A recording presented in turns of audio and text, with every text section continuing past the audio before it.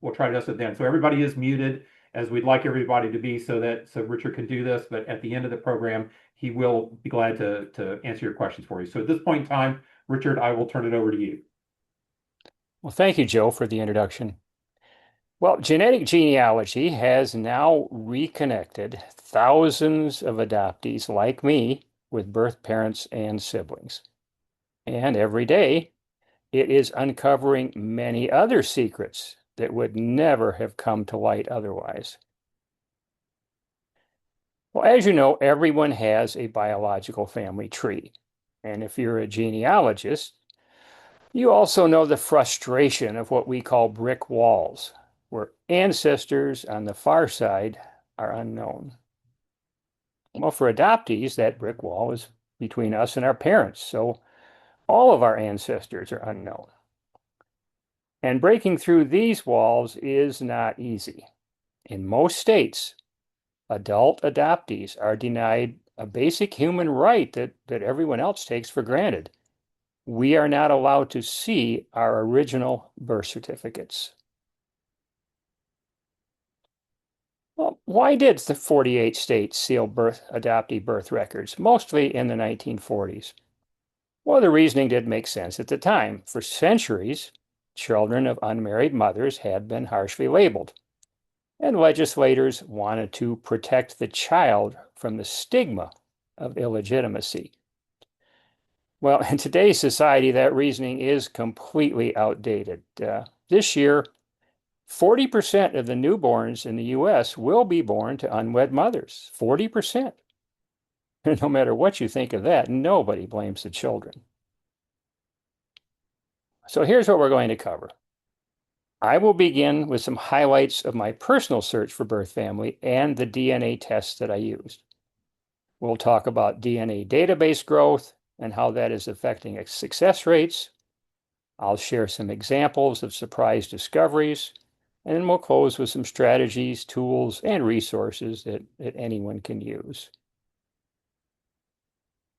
Well, this photo shows me with my adoptive parents, and like many other parents back then, they chose to not speak of my adoption and presented me to the world as their natural child. They even neglected to tell me about it. I only discovered this secret accidentally when I was 18 years old. Well, by the way, there is a clue in this photo. With what is known about genetics today, it is highly unlikely for two blue-eyed parents to produce a brown-eyed child. Well, many years after learning I was adopted, I finally decided to search for my first family. And my initial success was identifying my birth mother. And this photo shows her at age 15. I think she was a very beautiful young lady. Unfortunately, when I finally learned her name, I also learned of her tragic death. She and a sister were killed just 13 months after my birth.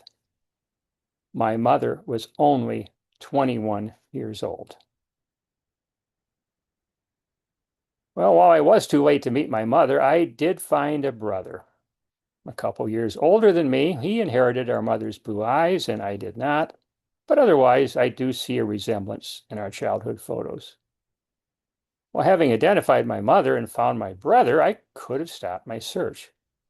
But I also wanted to know the identity of my birth father. Well, for many years, I crisscrossed the state of Michigan on a genealogical mystery tour, visiting libraries and historical museums to trace my birth mother's life. I found many people who remembered her and even tracked down some of the men she had dated. But every lead on a possible birth father turned out to be a dead end.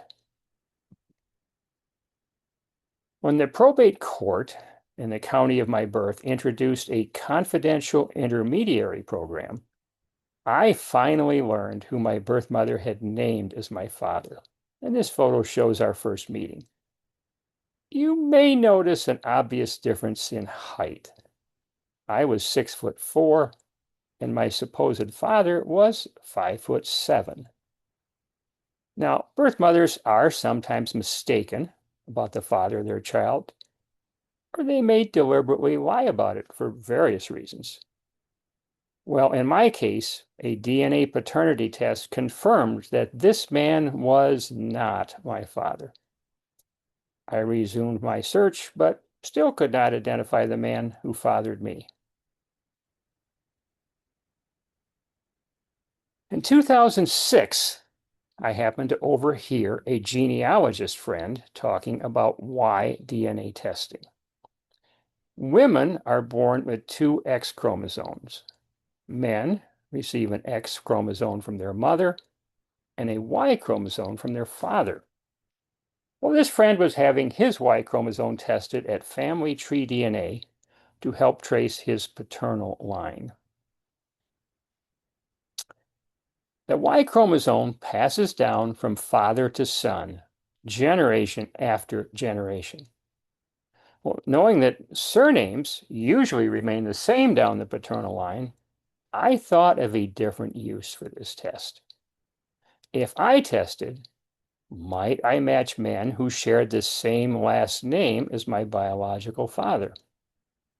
I decided it was worth a try and submitted my sample to Family Tree DNA. Well, in my many years of searching, I had compiled a long list of men that my mother dated, worked with, or otherwise must have known. And most of them were dead, however. And no one man had stood out from the rest. Well, my Y-DNA test changed that. One of the men on my suspect list had the same last name as my closest Y-DNA match. He was deceased. But with the help of a local genealogy group, I tracked down a niece of his who agreed to help me uncover the truth. She gave me this photo. The man my mother surely knew was one of 5 brothers, a fact that raised a new complication. All 5 would have inherited the same Y chromosome from their father, and all 5 had been in the same geographic area as my mother. So any one of the brothers could have known her and passed on that Y chromosome to me. So now, instead of one suspect, I had 5. And worse yet, they were all long gone.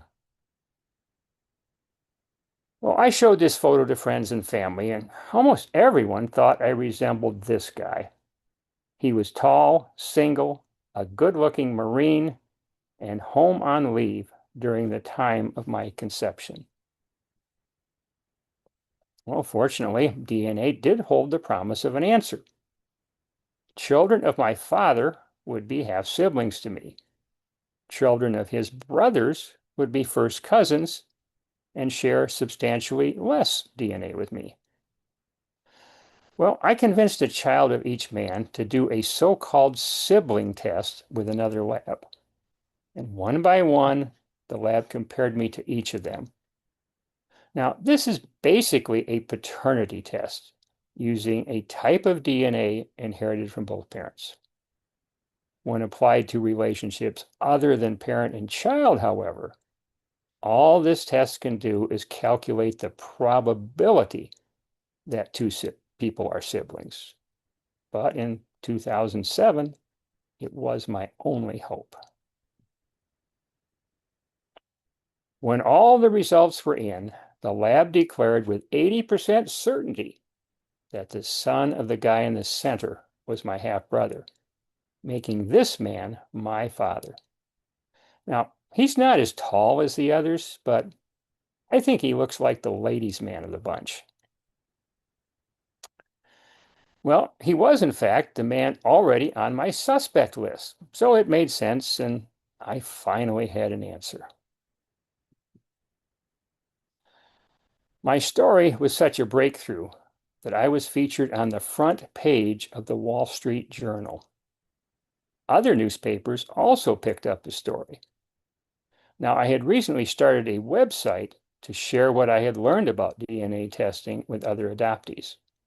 Well, thanks to all this media coverage, my website traffic jumped and many more male adoptees began to test. Then Family Tree DNA hired CC Moore and her partner to create a video about my innovative use of DNA testing, and it was featured on the Family Tree DNA website. So even more men began to test. And CC was fascinated by this new application of genetic genealogy, and she went on to help thousands of adoptees, both personally and through the DNA Detectives Facebook group that she started. The other genetic genealogy test already available back then looks at mitochondrial DNA. We all inherit such DNA from our mothers, yet only women pass it on. So you might think that this test could lead any adoptee, male or female, to our birth mother. Well, unfortunately, the common ancestors responsible for mitochondrial DNA matches are usually too far back to be helpful. And unlike the paternal line, where the surname can remain unchanged for generations, the maternal line surnames change every step down the line. Working your way from distant maternal line matches to recent ancestors is incredibly difficult and often impossible. Now, mitochondrial DNA testing does have some very specific genealogical applications, but I have found it rarely helpful for identifying birth mothers. Well, as for me, I continued to write about DNA testing on my website and elsewhere. And I personally tried every new test that became available. An autosomal DNA test for genealogy was introduced by 23andMe in 2009. And over the next few years, several other companies began to offer it as well. Here's what autosomal DNA testing does. It checks a large amount of DNA that you inherit from both parents, and both men and women can test. And the people you match could be related to you through any branch of your family tree, out to 5 generations or so, and sometimes more. Well, this is the test that really opened the doors for all adoptees to identify their birth families. Well, by then I was into genealogy, and testing known relatives on autosomal DNA tests can help you sort your matches into different branches of your family tree. Well, I decided to test 2 of my new paternal line relatives on the first 2 tests that were then available. Well, these new autosomal DNA tests are also great for relationship testing. Unlike that old technology sibling test that only checked 16 markers, these tests check more than 500,000 DNA locations and measure how much DNA 2 people have in common. When I was trying to identify my father, I was trying to distinguish a half-sibling from first cousins. And on these new tests, the difference is generally pretty obvious, with half-siblings sharing around 25%, and first cousins sharing only half as much, around 12.5%. Well, this testing proved that the kinship test had pointed to the wrong man. My father was not the guy in the middle, but the guy on the left. People who had accepted me several years before as a brother became first cousins, and some presumed cousins became siblings. It was all a bit awkward, but I think all of us felt better finally knowing the truth. Well, this is my father as a young man, and there's me at roughly the same age. Well, comparisons like this are fun for anyone, so you can imagine how exciting it is for an adoptee to see photos of biological ancestors. When I began my search, this man was still alive. But my birth mother had never told him about me. And with all the secrecy surrounding my birth, I was unable to identify him until it was much too late for us to meet.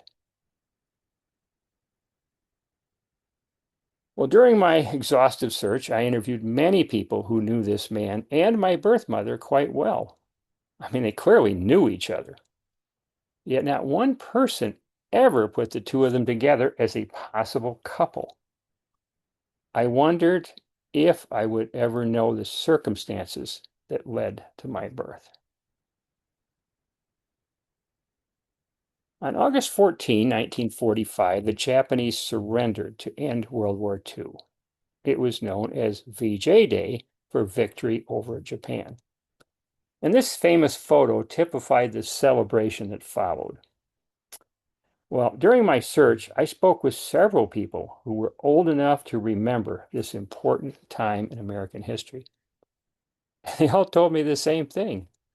Everyone partied for days and consumed prodigious quantities of alcohol. The average gestation period for humans is said to be about 40 weeks. If you back up 40 weeks from my birthday, you get an approximate conception date of August 13, 1945. Clearly, it was this famous event that brought these two people together just long enough to give me life. Well, in any case, I can now show you pictures of my real parents. I am not trying to confuse you, but I do want to make a point. To me, Harold and Thelma Hill will always be my real parents. They were the ones who were there for me day and night, year after year, and their influence shaped me into the person I am today.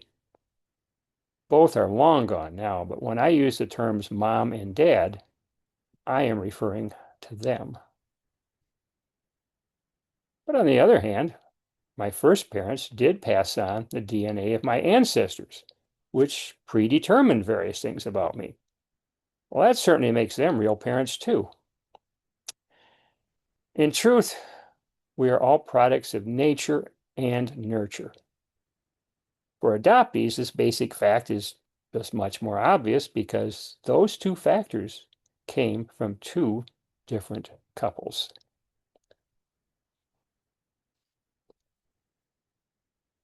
When I did my Y-DNA test in 2006, today's autosomal DNA test did not exist. When I correctly identified my father in 2011, the first autosomal DNA databases were still tiny. Well, since 2013, a genetic genealogist named Leah Larkin has been tracking autosomal database growth. The volume grew modestly for the next few years. Some of you may remember an ad where this guy traded his lederhosen for a kilt after a DNA test showed he was Scottish instead of German. Ancestry DNA and 23andMe both began to invest heavily in ads with the ethnic ancestry theme. And their strategy worked. After the ethnicity ad started, growth in the autosomal DNA databases skyrocketed. Now, more than 50 million tests have been performed, with more than half of them at Ancestry DNA.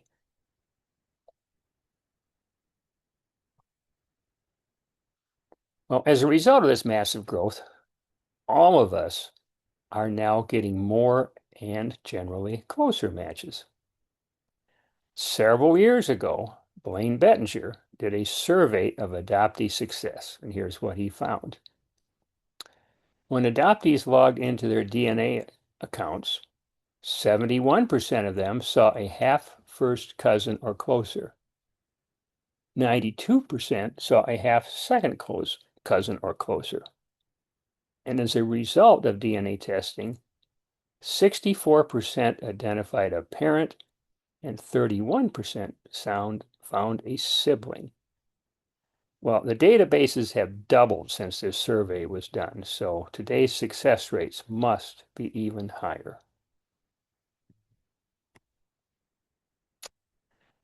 If you've watched television shows such as Long Lost Family, you know that all kinds of people are using DNA to find lost or previously unknown family members. Now, most of this activity results from a deliberate search by genealogists, adoptees, donor-conceived people, and others with unknown biological fathers. But with DNA testing, we must remember that surprises are possible.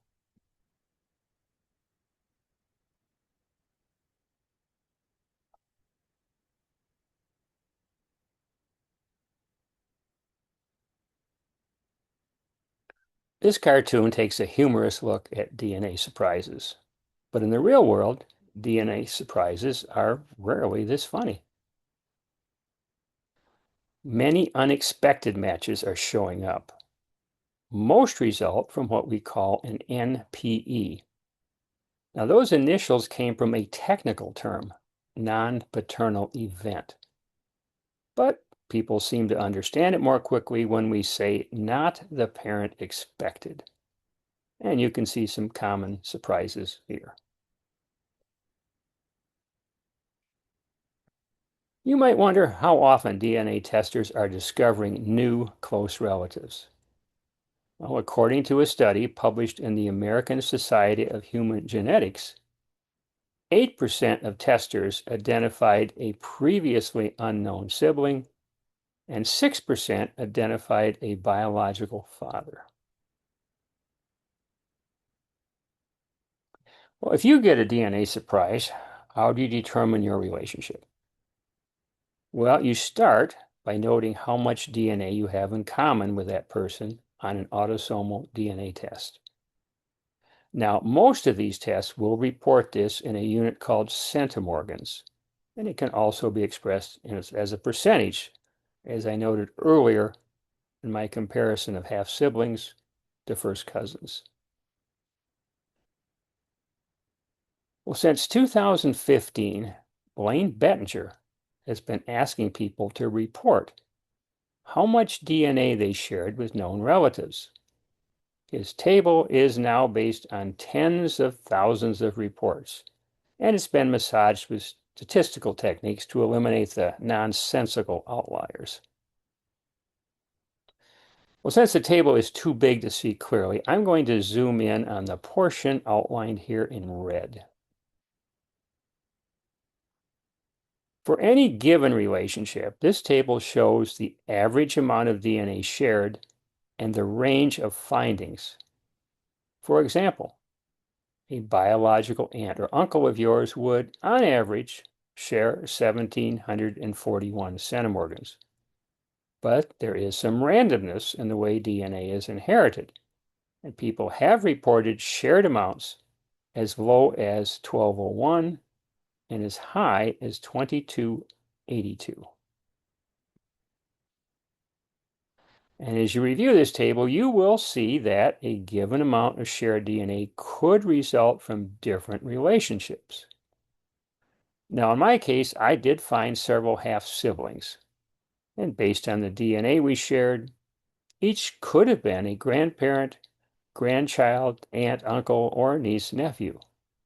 For close relationships, only one of those relationships will usually make sense just due to the ages of the people involved and other known facts about their family trees. For more distant relationships, it can be much less obvious. And here's another complication. As I said earlier, first cousins typically share about half as much DNA as half siblings.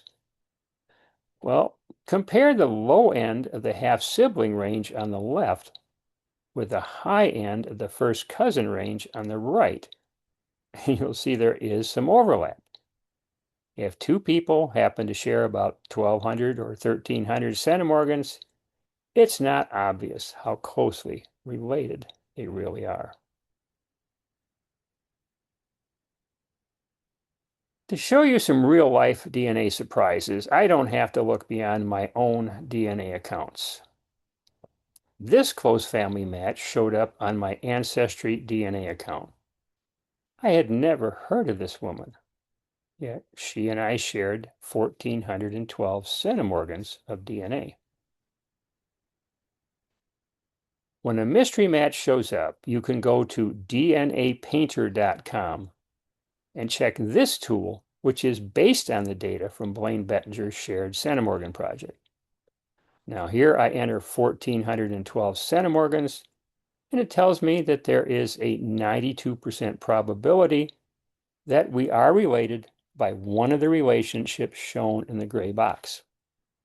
Since we are in a similar age range, and both of us have well-researched family trees, the only relationship that made sense for us was half-sibling. Since she also matches my paternal side relatives at Ancestry, it is obvious that she and I share the same father.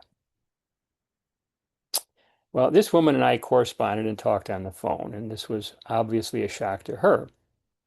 But she actually grew up knowing my father and realized that this discovery was true. Now, her parents were both gone by then. Fortunately, we have met in person a few times, even though she lives on the other side of the country. And we do stay in touch and are both happy that we discovered each other. I also got a surprisingly close match to a woman on Family Finder. In this case, she and I share 919 centimorgans. Well, back to the shared centimorgan project tool, I entered 919, and she sure looks like a first cousin. And again, the relatives we have in common are on my paternal side. Well, thanks to some known facts surrounding her birth, we knew right away which one of my father's brothers had been her father. It was the tall Marine who fathered her after the war had ended. Well, not to be left out, 23andMe provided me with yet another surprise match. Now, they report the amount of shared DNA as a percentage. In this case, 14%. The shared centimorgan tool lets you enter percentages too.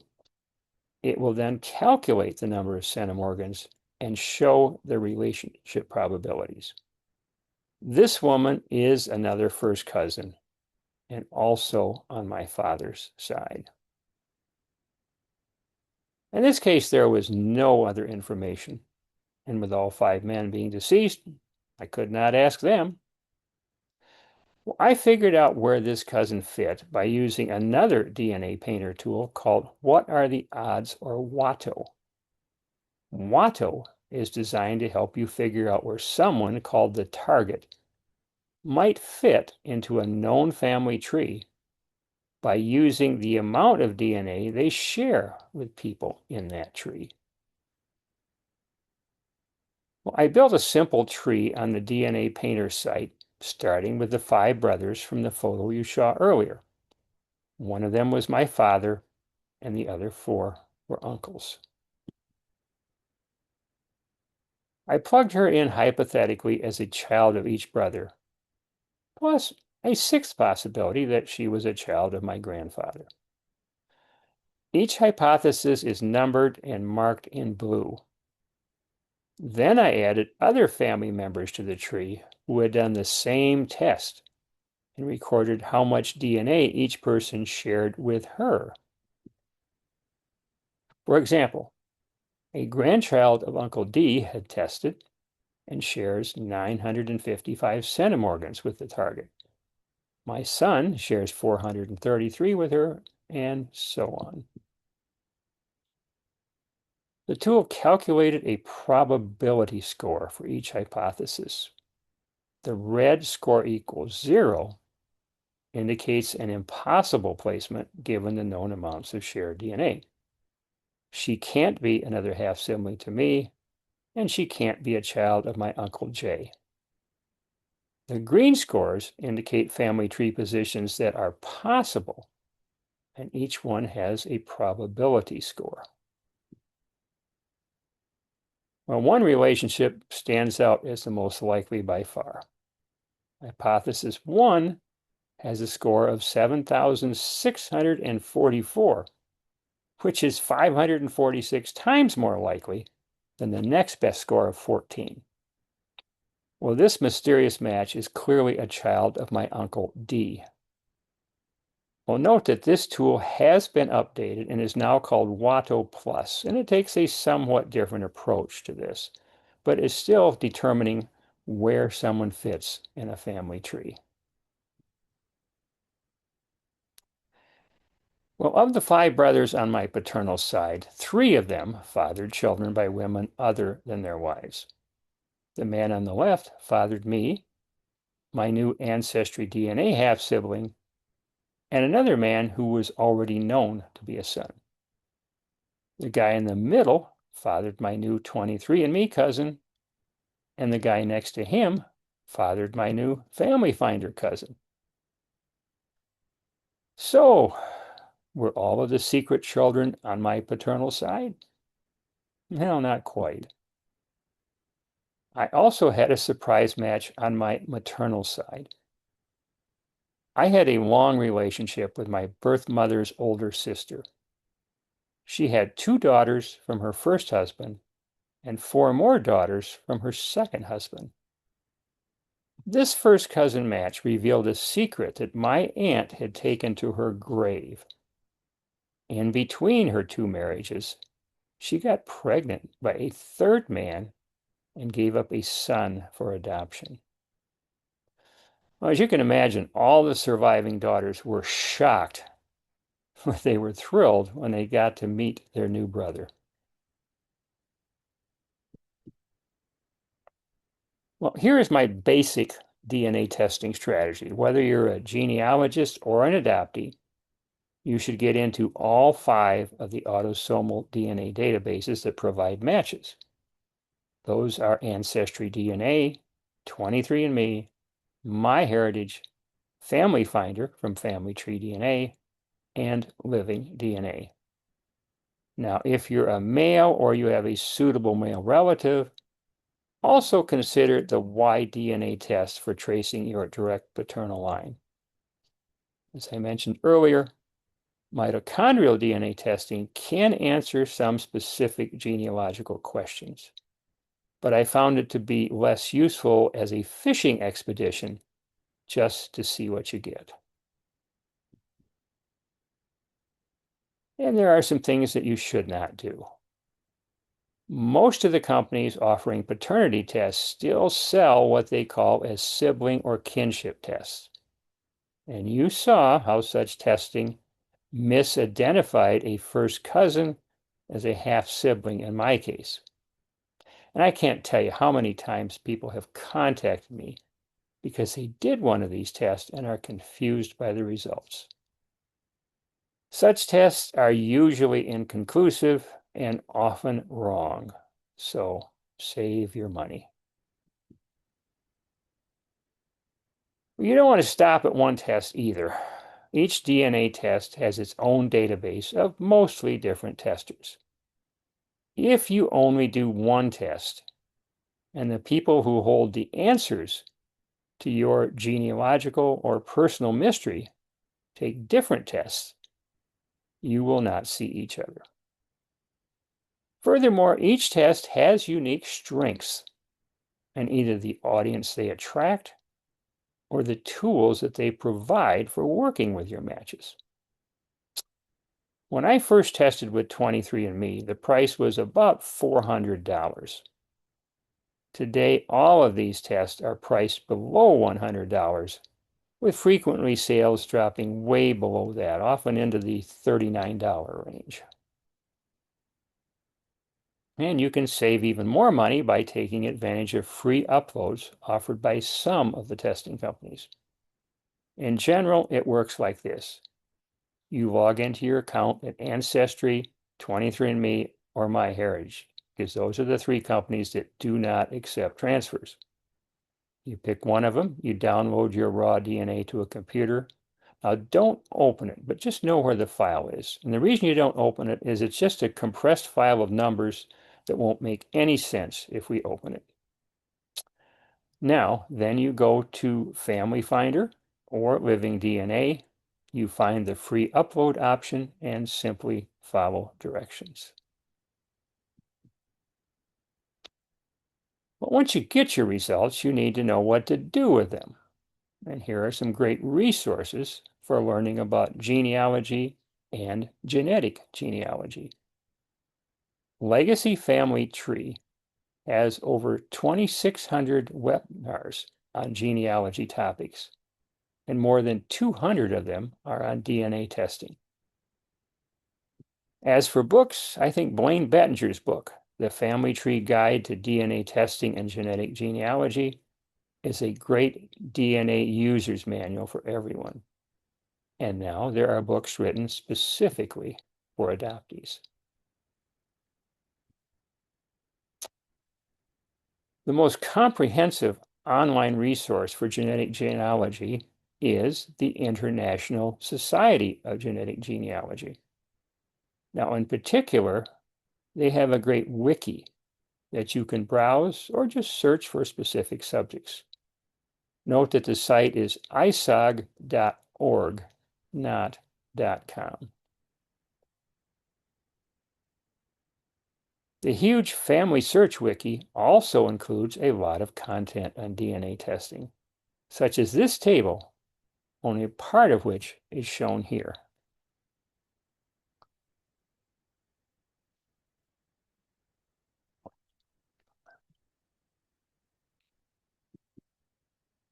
The latest resource is the MyHeritage Wiki. It's a community-led online encyclopedia for genealogy and DNA. Now, I authored several of the topics in the DNA section.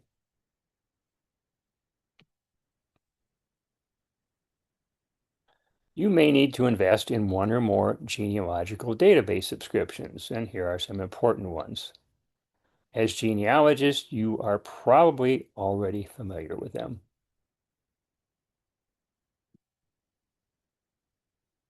Well, each DNA test includes a variety of tools for working with genetic matches. To extract the most information from your matches in the most efficient way, you may also want to learn and use a variety of third-party DNA tools. And just here are some examples. Now, some of these are free and some of them do have fees.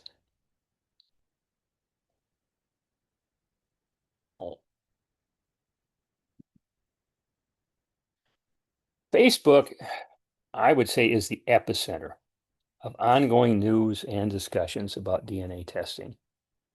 Now, here is a small sample of some top genetic genealogy resources on Facebook.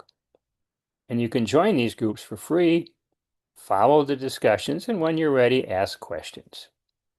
Now, DNA Favorites is my personal Facebook page where I post news and tips about DNA testing.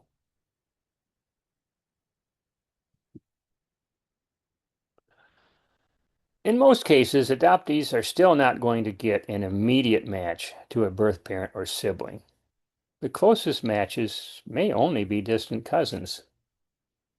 Well, and getting from there to close family can be a lot of work, especially if you don't know what you're doing. Well, fortunately, there are people willing to help you for free. We call them search angels, and they are indeed a blessing. A search angel played a critical role in the early years of my search, and today, most of them have a lot of experience with genetic genealogy. A great way to find a search angel is through one of the Facebook groups focusing on adoptees and others searching for family. Now, here are just a few of them. DNA Detectives is CC Moore's original group that I mentioned earlier. This one now has over 200,000 members. And the next three are specialized spin-offs from that one. And there are many, many more not shown here.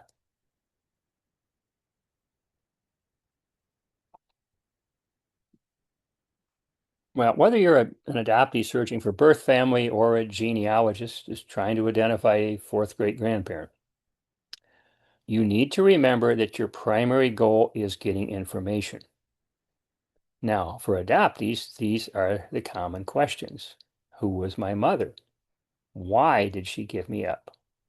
Who was my father? Do I have siblings? What is my ethnicity? And what medical issues did I inherit? If you do find family and happen to develop an ongoing relationship with them as I did, think of that as frosting on the cake. It doesn't always happen. Now, I know that I have been lucky. I got all my questions answered, and I have a great relationship with my newfound siblings and cousins. Even the more recent surprise matches have been fun. But not everyone gets a great reception or reacts positively to surprise relationships. If you find yourself struggling with the emotional impact of what you discovered, either deliberately or accidentally through DNA testing, there are genetic counselors who specialize in this area. One I can recommend for sure is Breanne Kirkpatrick. Her website is Watershed DNA.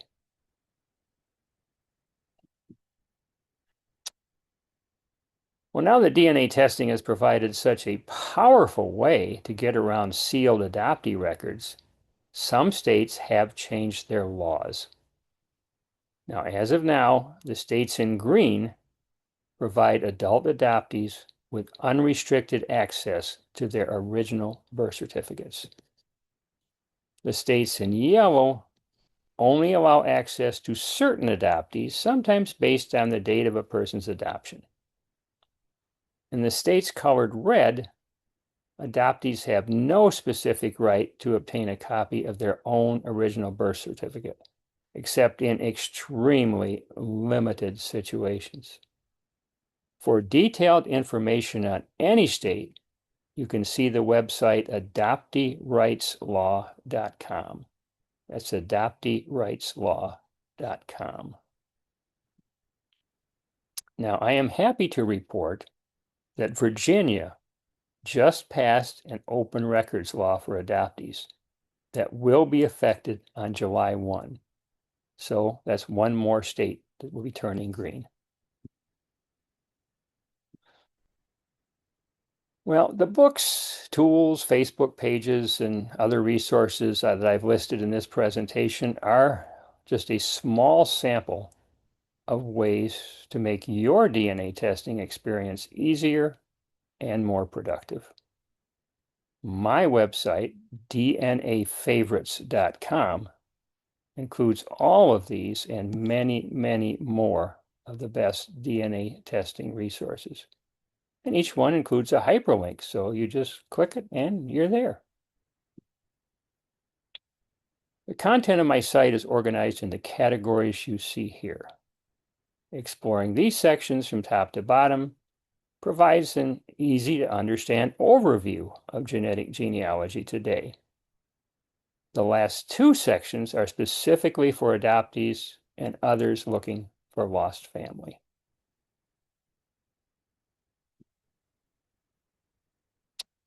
Well, my website includes a blog, and I'm constantly searching for useful and interesting articles and educational resources on DNA testing and success stories. Now, my blogging style is to write brief summaries with links that just take you directly to whatever articles interest you. In addition to my DNA Favorites website, I have a DNA Favorites Facebook page and some other social media accounts where I post the same content that appears in my blog. Just look for the name Richard Hill DNA if you're on Blue Sky or LinkedIn. Now, if you belong to any other organization that would enjoy learning more about DNA testing through a presentation, virtual or sometimes in person, you can contact me through email, richardhilldna@gmail.com. When I sent in my first DNA sample in 2006, I had no idea that I would become a pioneer. The first adoptee to find birth family through a genetic genealogy DNA test. The full story of my decades-long search is in my award-winning book, Finding Family, My Search for Roots and the Secrets in My DNA. The book includes a beginner's guide to DNA testing as an appendix. It is available in print, ebook, and even audiobook formats at Amazon and Audible. And I've quoted one professional book reviewer here, plus a summary of more than 800 reader reviews on Amazon. Well, this concludes today's presentation on finding your family with DNA testing. I currently have 4 other presentations on DNA topics, each one entirely different. As Joe mentioned, I did one for you in January, and I've got a couple more coming up later this year. So